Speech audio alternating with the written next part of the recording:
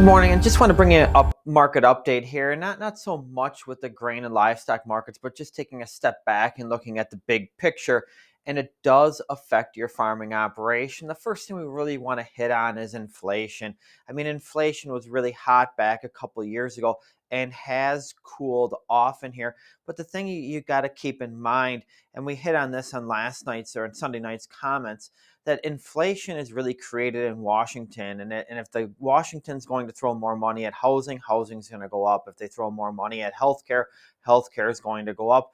And now this past weekend, they're going to put an additional $10 billion out to the ag community. And yes, you are going to be getting checks, no doubt about it. But you have to remember, everyone recognizes that. And whether if it's seed or land or chemicals, those costs are probably going up because of this money coming from Washington. Washington leads the inflation charge. So as we look further ahead to inflation and Washington spending, what has that led to? It's really led to an increase in our federal debt. Our federal debt is now over $36 trillion. Now with the new administration coming in, they've really discussed about pulling back government spending and that we need to bring this debt down. We wish Washington the best. It'll be interesting to see, though, if that things can actually change. Now, one thing that we're really willing to consider in here as we move ahead is looking at the 10-year note. And in front of us right now, the red lines is about where the 10-year note traded during the initial Trump years, and the blue lines are about where we were during the Biden administration. As you can see, during the Trump years, we were 1.5% to 3%.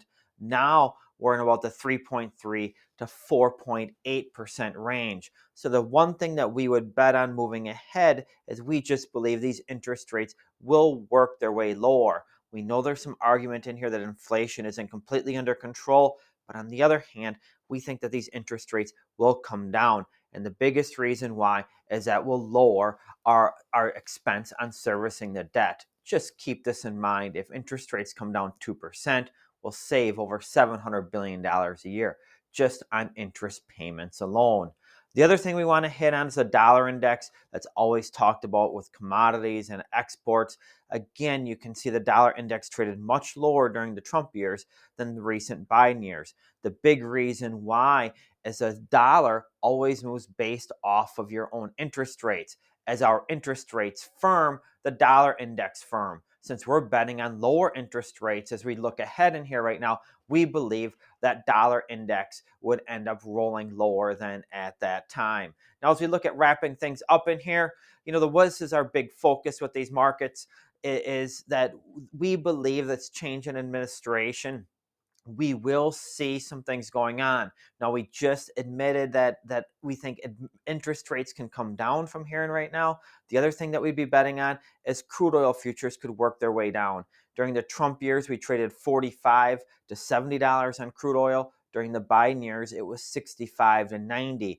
Trump has already stated, drill, baby, drill. So this is another market with a new administration we definitely keep an eye on. Now, as we wrap things up in here today, our biases, 10-year note is going to come down. You have to keep in mind currencies follow interest rates.